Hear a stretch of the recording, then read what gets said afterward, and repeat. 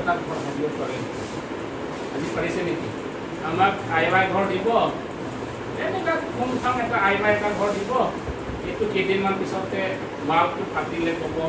টিংটো উৰাই লৈ যাব সেইটোৱে দেখুৱাব আমাৰ আচল উন্নতিটো আচল ডেভেলপমেণ্টটো নিজকে ঘৰ বনাব পৰা নিজকে কাপোৰ কিনিব পৰা নিজৰ ল'ৰা ছোৱালী এডমিশ্যন দিব পৰা লাগে সেইটোৱে আচল উন্নতি লাগে সেই উন্নতি হ'লে আমাৰ নিজস্ব পলিটিকেল পাৰ্টি আঞ্চলিক দল হ'ব লাগিব কোনটো হ'ল APSLC এটা কাৰ্বি আংলং আঞ্চলিক দল নাই ASCC হ'ল এইটো বিজেপিৰ লগত আছে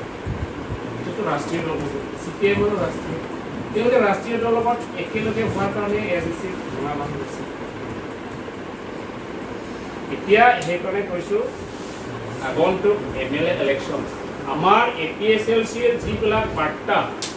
কি যে কৰি আছে APSLC সকলে সেইটো বাৰ্তাটো গাঁৱত লৈ যাব পাৰিব লাগিব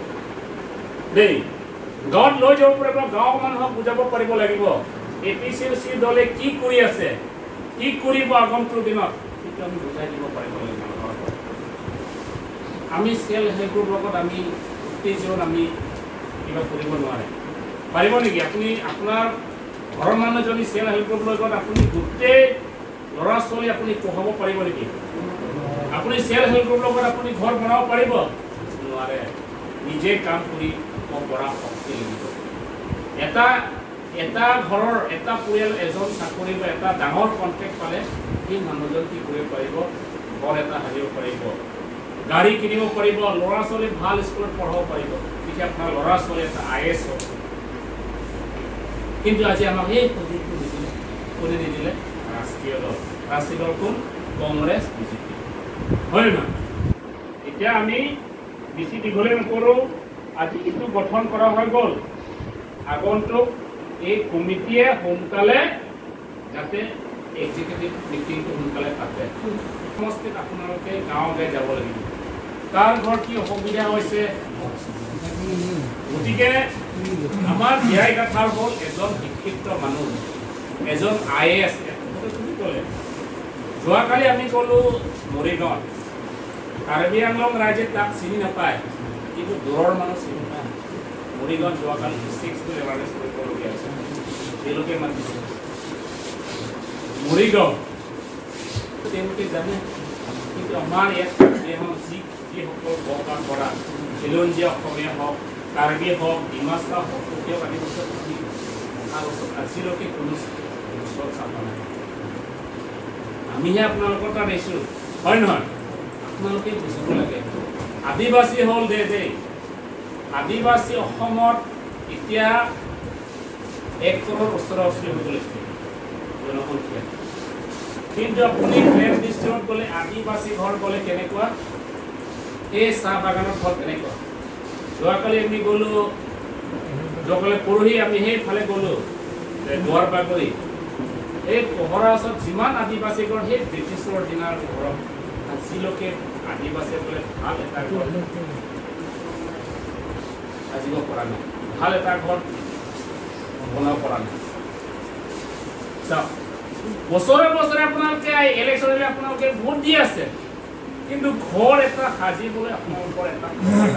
নাই এনেকৈ ইয়াত কাৰ্বি আংলং আপোনালোকে ইয়াত 73 ইয়াৰ্ছ কাউন্সিলত ভোট দি আহি আছে আজিলৈকে এটা বিল্ডিং এটা ঘৰ নাই আদিবাসী কিমানজনে বিল্ডিং এটা আছে হা হয় নহয় আৰু বড়ো এটা বড়ো কথা কৈছোঁ দেই আদিবাসী বড়ো ইয়াত যিমান বড়ো আছে কাৰ্বি আংলঙত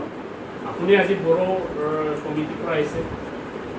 আপুনি এজন ট্ৰাইবেল হয় আপুনি নিজকে ট্ৰাইবেল নহয় বুলি নক'ব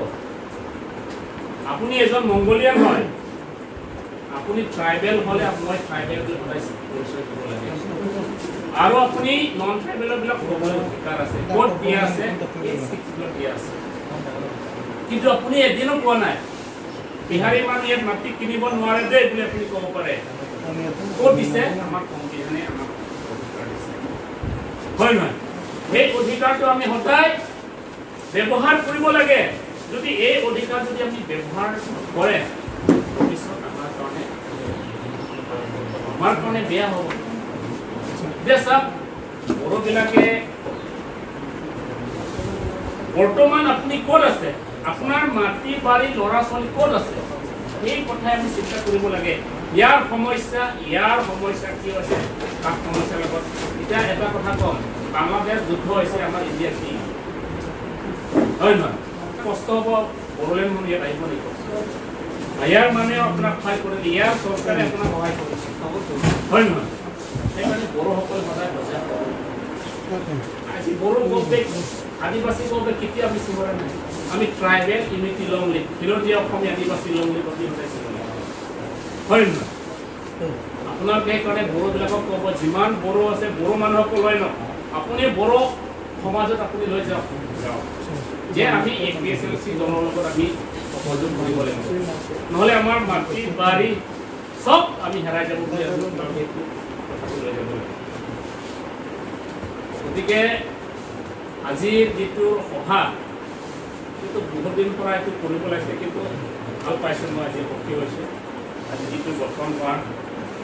আগতে গঠন হ'ব লাগিছিলে, কিন্তু অলপ দেৰি হৈছে, কিন্তু মানুহবিলাক এই ঠিকনা।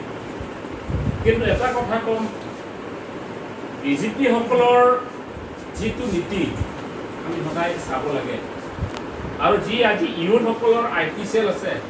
তেওঁলোকে BJP-সকলৰ কি সদায় তেওঁলোকে গাঁৱত কথা বতৰা লৈ আছে, এই বাৰ্তাবিলাক বাতৰিবিলাক কি লৈছে এইটো আমি সদায় ইনকুৱাৰী কৰিব লাগে। ইউথবিলাকৰহে সদায় এক এৱাৰনেছ এৱাৰ্ড হ'ব লাগে, এৱাৰনেছ ভোট দিয়া নাই আপোনালোকক ঘৰ নিদিম, জব কাৰ্ড নিদিম এনেকৈ কয়, কিন্তু এই বাংলাদেশৰ পৰা অহা বিহাৰৰ পৰা অহা মানুহক সোধে নেকি এতিয়া এনেকুৱা কৰে BJP-সকলে। সেইকাৰণে BJP হ'ল বেংগলী বিহাৰী পাৰ্টি, মালিক কোন বিহাৰী, কংগ্ৰেছৰ পাৰ্টি হ'ল বিহাৰীসকলে মালিক, বেংগলীসকলে মালিক, আৰু BJP-ও বিহাৰী মাৰোৱাৰী বেংগলীৰ মালিক আছে। অমিত শ্বাহ আমাৰ মানুহ নহয়, আমাৰ কথাটো তেওঁলোকে নুশুনে, সেইকাৰণে আঞ্চলিক দল হ'ব লাগে। আজি বিহাৰতে আজি নীতিশ কুমাৰ কি হ'ল আঞ্চলিক দল ৰিজনেল পাৰ্টি হ'ল, আজি সি 58 crore ডিমাণ্ড কৰিছে চেণ্ট্ৰেল গভৰ্ণমেণ্ট দিবলগীয়া হৈছে, কি কাৰণে ৰিজনেল পাৰ্টিৰ কাৰণে আমিও ডিমাণ্ড কৰিব। কিন্তু আজি BJP-সকলে অট'নমাছ ক'ত দিছে, ক'ত দিব, একে পাৰ্টি আৰু মনে মনে থাকক, তেওঁলোকৰ আইটো চিটটো দীঘল নকৰোঁ দেই।